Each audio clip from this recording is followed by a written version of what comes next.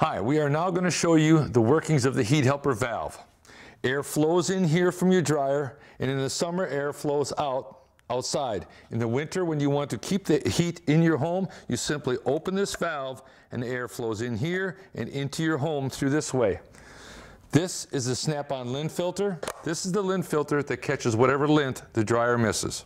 So snap-on lint filter, you clean this after every load or every other load, depends. You can see whether it's dirty or not. This valve on the bottom, it has two little bumps.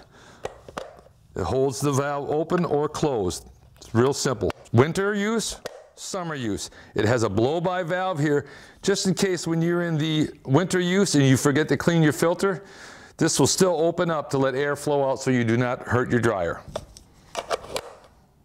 This is the heat helper box itself with the valve and hoses. This hose brings the air in from the dryer into the valve. This hose takes the air out of the heat helper and outside your wall. This is the heat helper and the valve itself. To access for winter and summer, you simply slide the door open, stick your hand in here, and close the valve over. There is winter, there is summer. Here again is your blow-by valve in case you forget to clean the filter. Winter, summer. And all you do is put the panel back on and slide it in. This is your heat helper box. We are now going to demonstrate how to install your dryer on top of the heat helper. What you first must do is pull your dryer away from the wall and disconnect your electrical cord and put it on the back over the top of the dryer.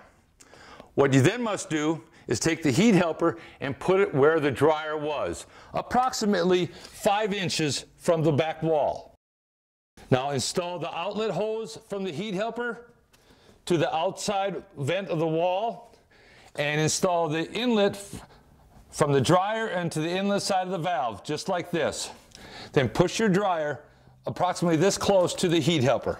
Now that the hoses are installed with the heat helper, what we are now going to do next is install the dryer on top of the heat helper. This is a simple process. What we do is, as you see it here, your hoses are not pinching, but they're close. And this is the way you want your hoses to line up.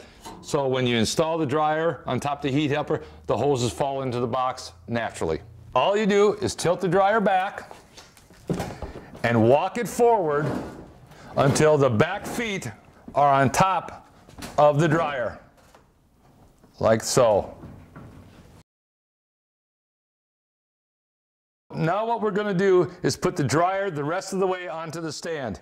You simply open the dryer door, grab a hold of the front of the dryer, lift it up, and slide it back onto the heat helper using your knees to push it back, and it's installed. What you would like to see is a little gap between the hose and the wall. This way you show you're not pinching it. And that is the proper way to install the dryer on top of the heat helper. This is the heat helper as it's actually being used during the winter months. See the red tinsel blowing? That's the amount of air that's blowing into your home. Now in the summer, when you don't want that warm air into your home, you simply close the valve off. Winter use, open. Summer use, closed. Winter use, open. Then you just put the access panel back on, slide it in place, and you're done. One moving part.